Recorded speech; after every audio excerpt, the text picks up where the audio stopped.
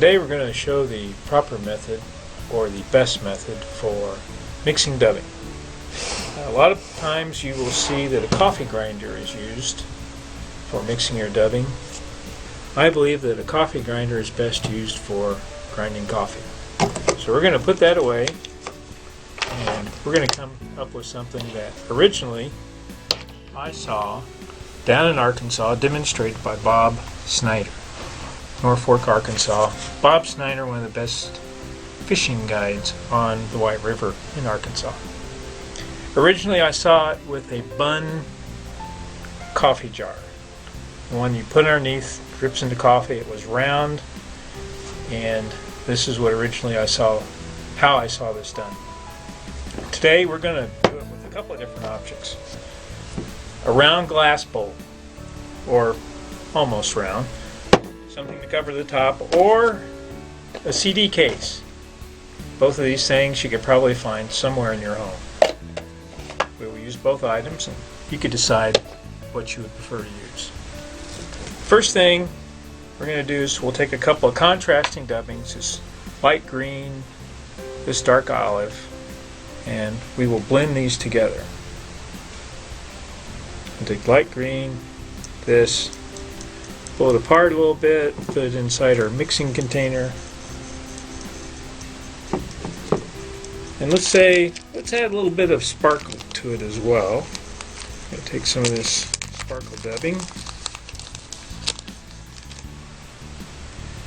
pull it out a little bit, and I'll put it in there. I'm going to cover most of this. We could use an air compressor, or we could use a can of 3M dust remover, which is a can of compressed air. Close the top. There we go. Look at that. Wow.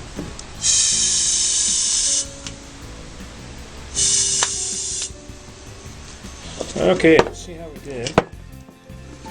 Open this up. Now you could cover the top with anything. It doesn't have to be this. Hey, look at that. You'll never see that done in a coffee grinder.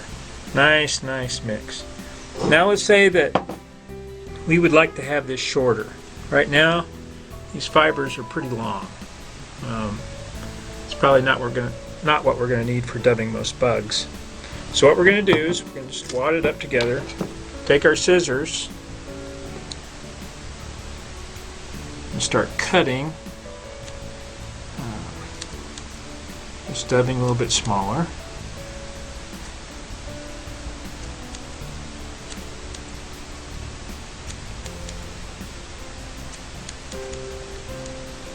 Just chop it up a little bit. Pull our lid back over, use our compressed air, and mix again.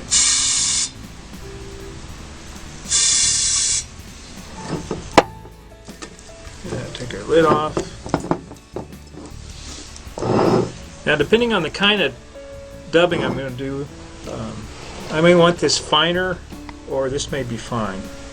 So if I did a little touch dub on this pre-waxed piece of thread, I could see approximately how long my fibers are. If that's too long, I could take my dubbing, cut it up with my scissors again, put it back in, and mix it up again. If it's just right, then I'm ready to go, if I'm doing a touch dub like this.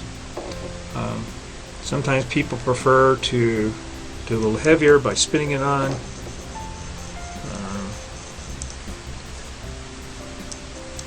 Which is actually, that's probably too much. I get some more wax on here. I prefer just to do a touch dub.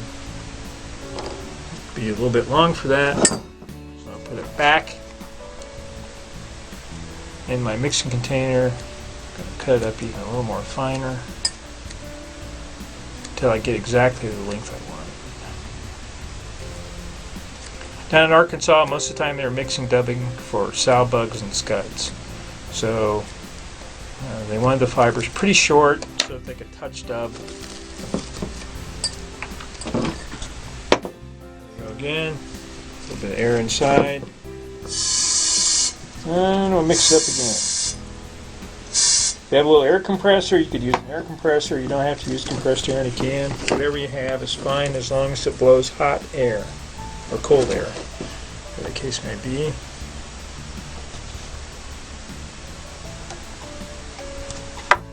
Wax, touch dub, and that's how long my fibers are. Okay. So that's how you can adequately mix dubbing. You could add, I could add more orange to this, I could add different colors. Depending on the body of water and the insects you're trying to match, you can come up with your own shades. It's the perfect way of mixing dubbing. Use your coffee grinder for coffee and become ingenious and develop your own way to blend your dubbing. Thank you.